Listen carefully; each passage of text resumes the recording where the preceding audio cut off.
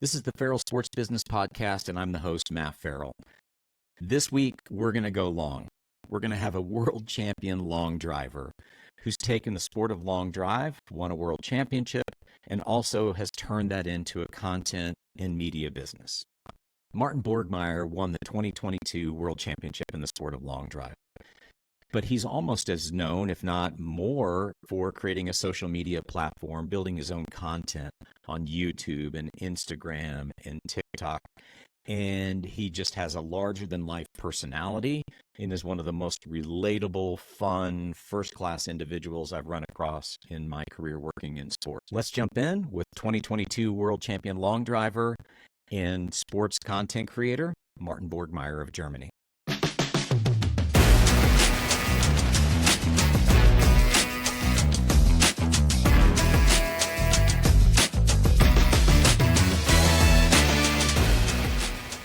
Martin, so great to see you. Welcome. Good seeing you. Thanks for having me. Okay, Martin, we're going to start with an easy one for you. For someone who has not seen the sport of long drive, how would you describe it? Most people probably know golf, and this is the most extreme version of golf. The only goal of long drive is to hit a golf ball as far as possible, but keeping it between the lines at the same time. So what we have to do as athletes is we have to create a lot of club head speed, a lot of ball speed eventually, but with a square face. So it's the most extreme version, the most adrenaline driven version of golf you'll ever see. So I like to call it a combination of darts. You've probably seen that in Europe at least. And golf. So it's a darts-like atmosphere with people cheering, screaming, and a golf technique. That's a perfect description. I hadn't heard that one before.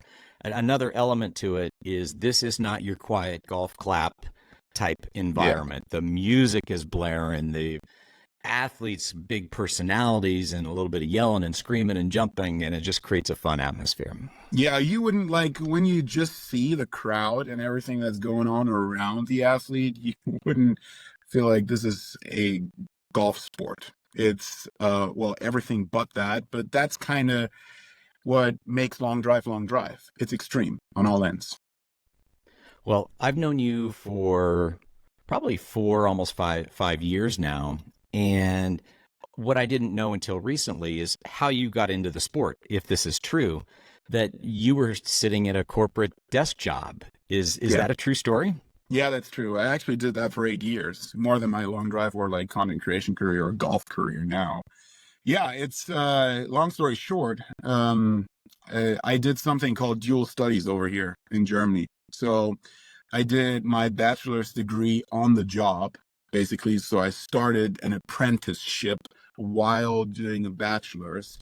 So that already gave me a lot of experience in that environment. And I was in IT sales for a total of 8 years eventually. So did the same thing for my master's degree in business psychology. So I did my bachelor's in business administration, then my master's in business psychology.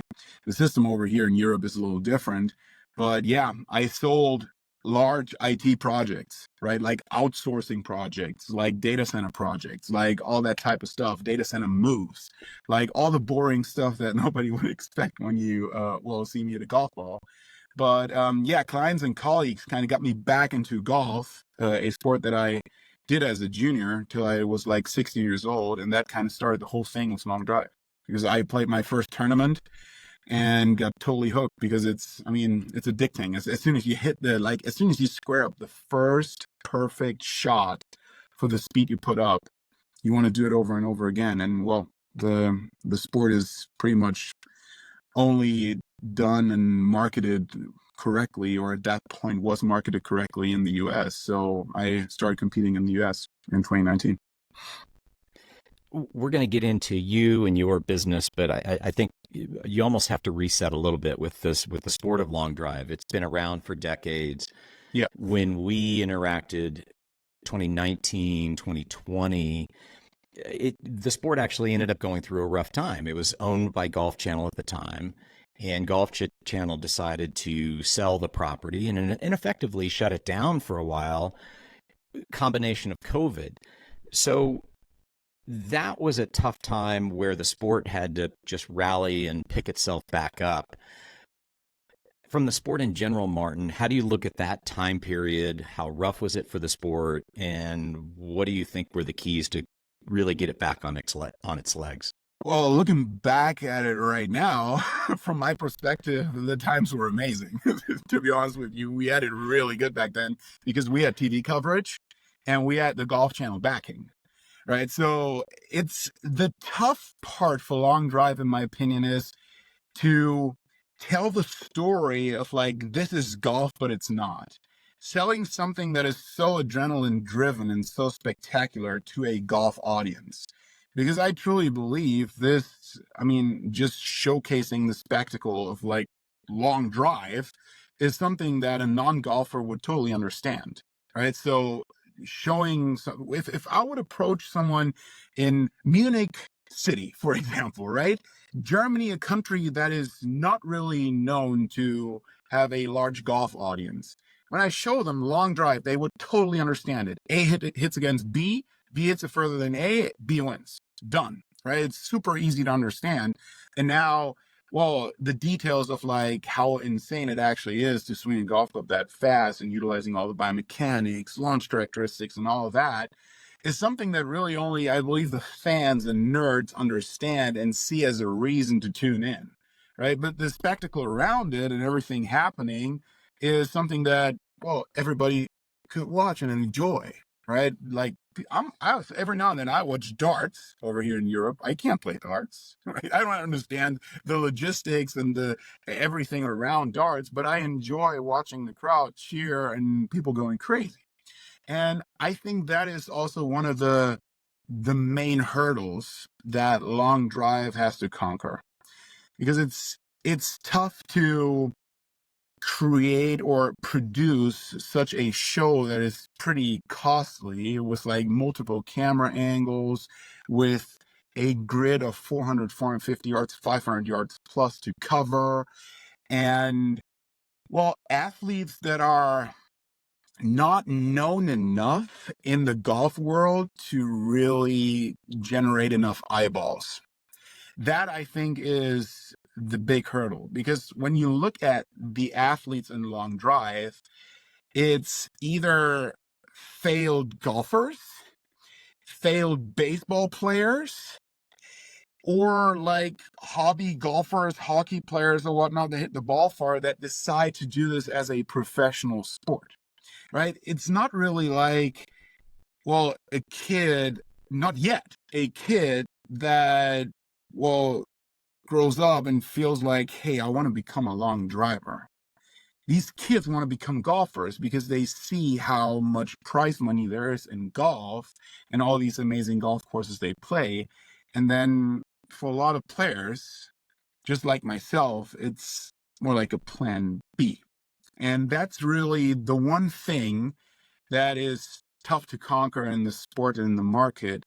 And I believe there is really only one person that can change that as of right now, and that is Bryson DeChambeau. And the reason being is that he was the one guy that came in 2020, 2021 during the COVID break, when he decided to pursue his speed journey, right? Because he watched World Long Drive on the Golf Channel, and he was like, oh, if I only had like 5% of this, my golf game would be so much better. And then he started his whole process, and he's the only one that can save it, in my opinion.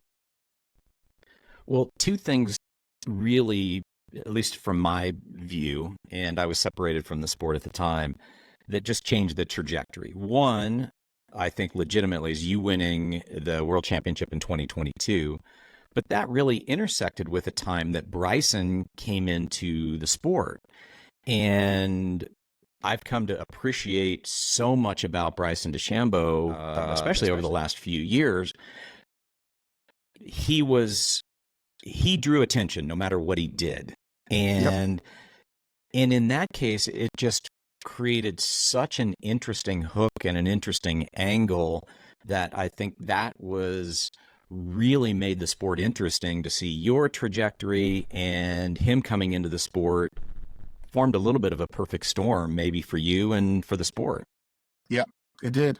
It was interesting because when he reached out to me for the very first time, I was blown away by the message, right? Because I was like, oh my God, Bryson DeChambeau really responded to my story of me like hitting a 3-wood at 205 miles an hour.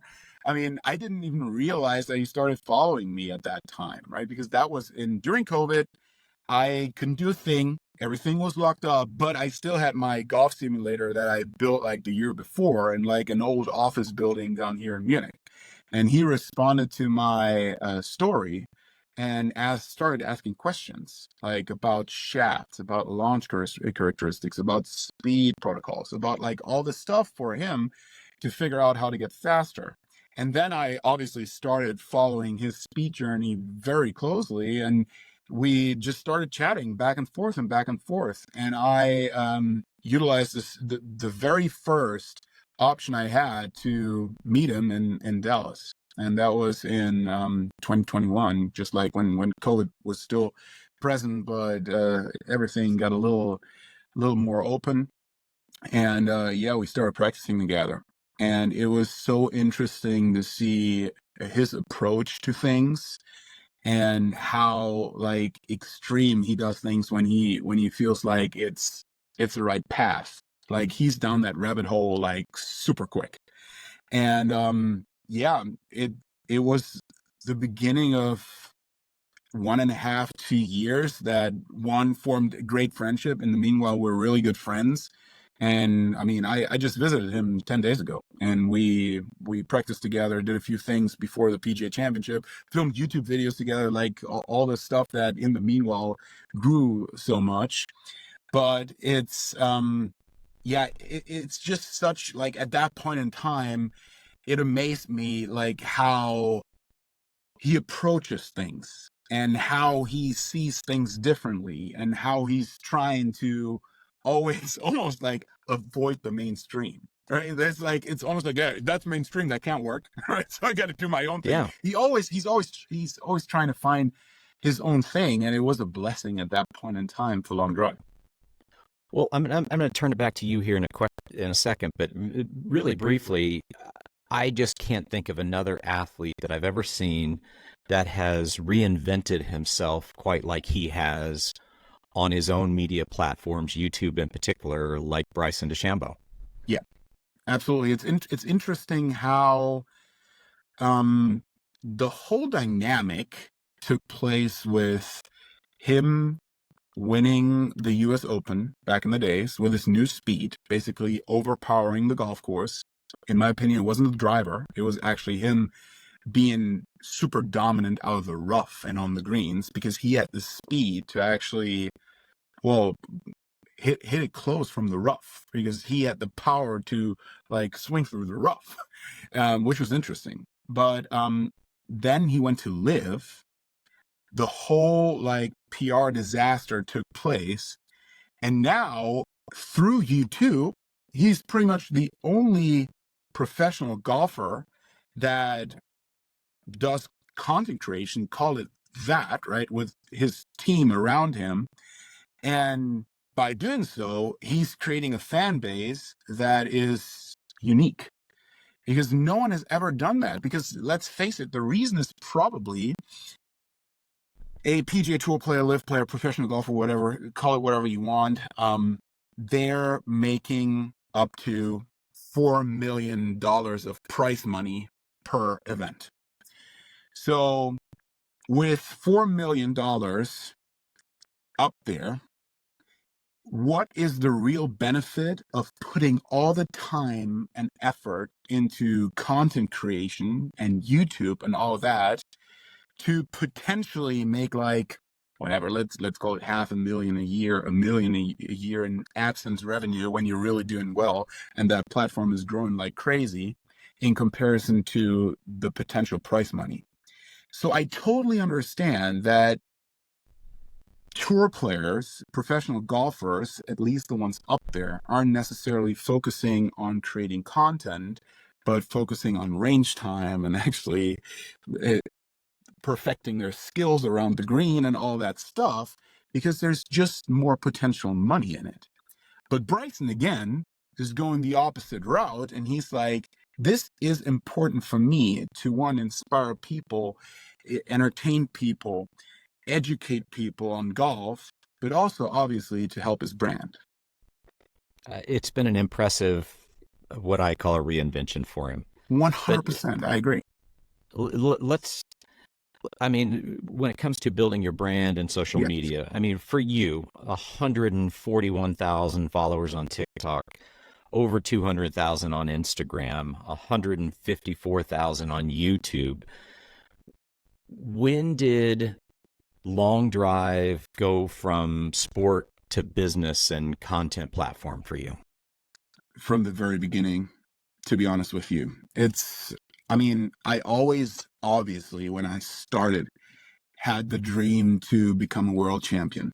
And I did that in 2022. And it's interesting because when you have this dream right in front of you at all times, and then you achieve it, you realize that absolutely nothing changed.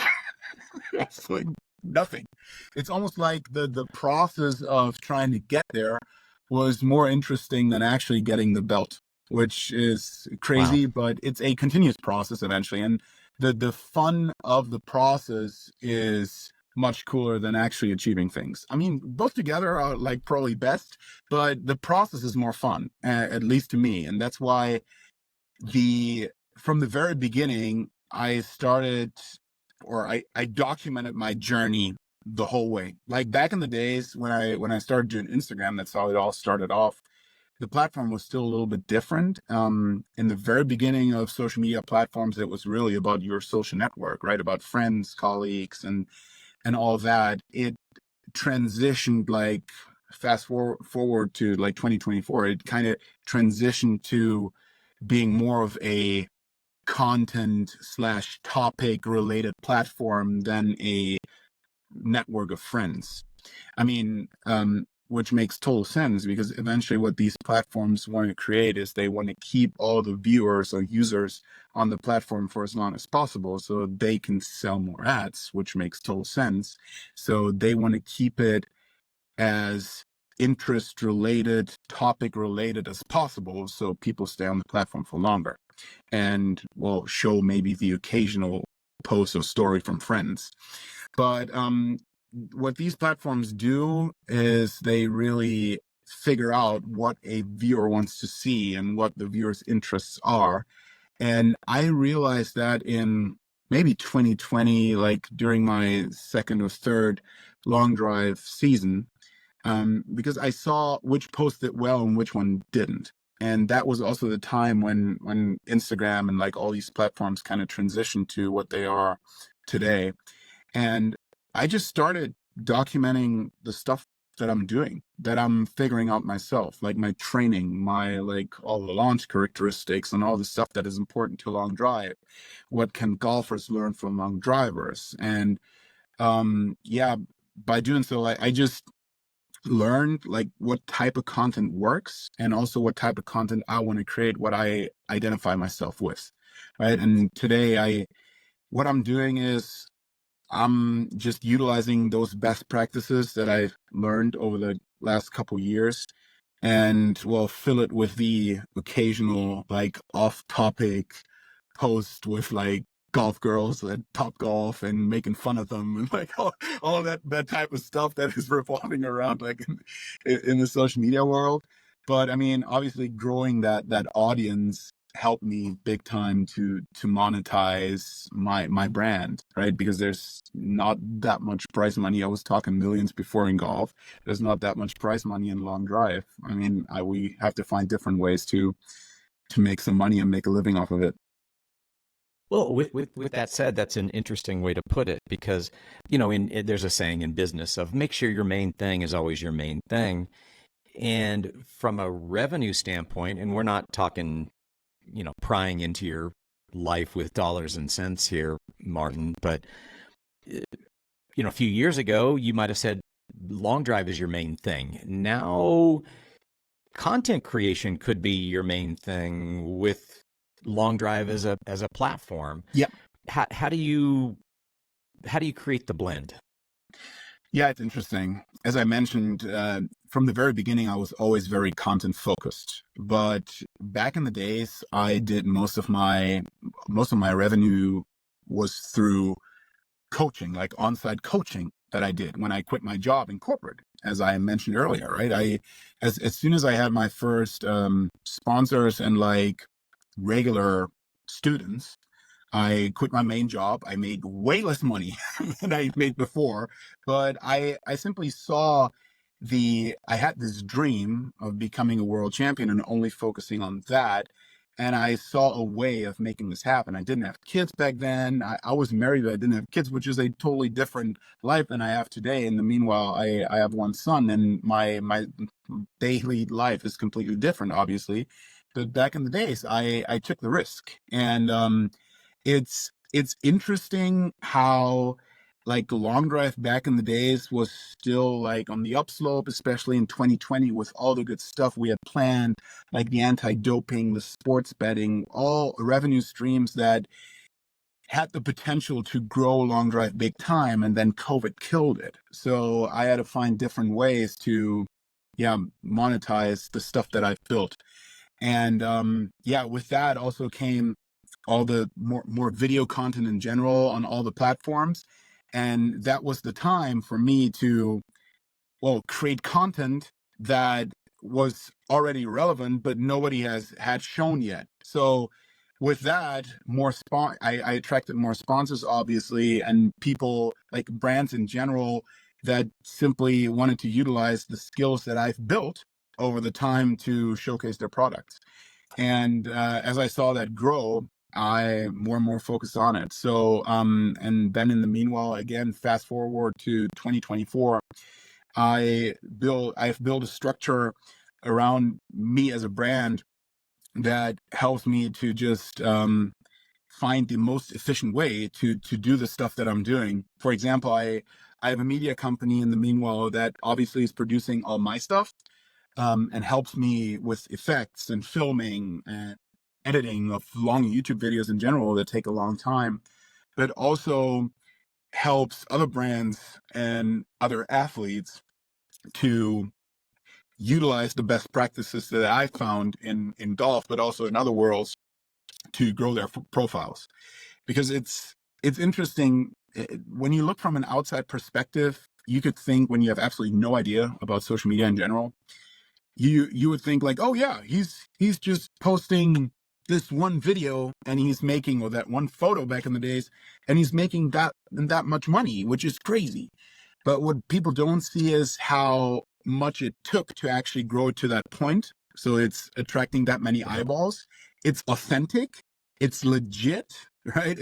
People believe it. It's creating some type of like that, well, the halo effect of my brand is also transitioning over to that brand or the product I'm promoting or showcasing. And yeah, the things in general, especially in golf, the best practices that work.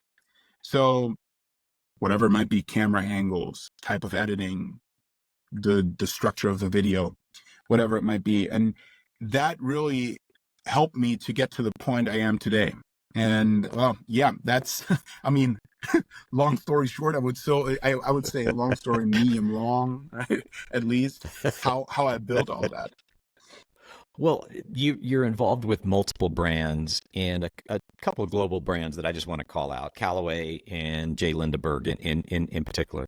Yeah. So if you had a meeting with them this afternoon and that meeting was 1 hour, how much of that hour would be about golf and long drive, and how much of that meeting would be about content? 100 probably. It's so interesting. You hit it right on the nail, because for example, in 2019, when I first signed with Callaway, the title of my Callaway agreement was, I think, athletes agreement or sponsorship agreement or something like that. And then in 2021, it shifted to content creation or slash influencer agreement. I don't like the term influencer, but it's more like, because influencers are different to content creators, in my opinion. But yeah, that's how it shifted. So Callaway and Jay Lindbergh don't really care how I do it, all these long drive events, it doesn't matter. As long as it's producing great content and as long as the halo around it is a positive halo. That's all it is. And to be honest with you, I think it's also the right way, because content creation is a lot more than people believe. And it's not easy to just make a video and shape everything and frame everything the right way. It takes a lot of experience, and it's like, if I had to estimate how much of the experiences that I've made over the last 5 years are beneficial for long drive or hitting the ball further, or are beneficial to create a positive marketing effect, then it's like 90-10.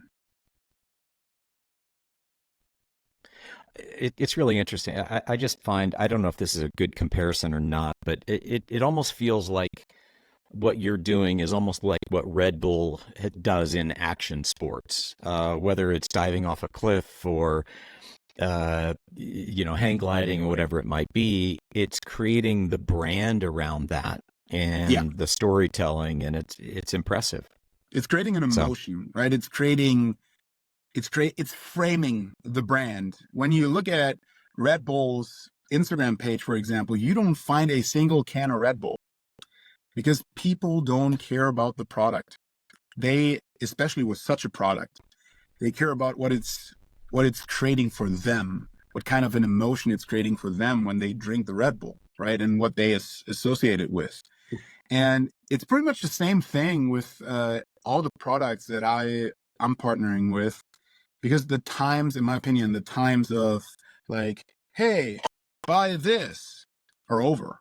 It doesn't work on social media. The way it works is like you create trust around the product and you create authenticity around the product, because I would also never partner up with a brand that doesn't fit, right? Because it's very short-term minded, because when you want to set it up in a sustainable way, it's got to be a product that people really believe you're using, right? And that is Callaway. Great advice. And that, because I'm using the product, is Jay Lindbergh. I mean, the short shorts are almost iconic in the meanwhile, I guess, right? Half of the comments on my posts are about the short shorts, and I totally get that. I don't blame people, right? And then, for example, like whatever it might be, shafts, like the grips I'm using, like all the stuff that I use anyways and I believe is great, why wouldn't I tell more people about it? And that's where like the perfect blend is being created. I want to give you the last word, Martin. Anything, an opportunity for shameless plug. So you get the last shot. Anything you're working on that I haven't asked you about that you would want to share? Well, it's interesting. I have one thought. Just so I talked a lot about content creation, how amazing it is, and how people should do it, and like PGA tour players are not doing it that much, and so on. I don't think content creation is for everybody. I think everybody should have some sort of a social media presence, but there's different levels and layers to it. It could just be a page with pictures, which is a landing page to showcase who you are. You don't have to post like a video every day or every week and become a content creator to be successful. There's multiple ways of doing this. It's just one way. In long drive, when you look at the world of long drive, a lot of people actually make a living off of long drive, or the platform long drive. But some do content creation like myself. Others do coachings, club fittings, fitness stuff. They play golf rounds with people, like whatever, event management, whatever it might be. There's multiple different ways to leverage things. Content creation is not always the answer, but I still believe there's got to be some sort of presence on the social media platforms about what you do, so people can actually look at what you're doing. And I just hope, great advice. I just hope Long Drive finds a way to come back. And I hope that, I know Bryson absolutely loves Long Drive. I just hope that he is going to come back to some capacity and, well, I wouldn't say resurrect, but like rejuvenate the whole thing. Martin, you're a first class individual. I enjoy meeting you, keeping in touch with you, and thanks for taking a few minutes to join on this one. Likewise, Good Matt. luck to you. Thanks so much. Make sure you make it on time to your meeting. 7 minutes left. Let's go.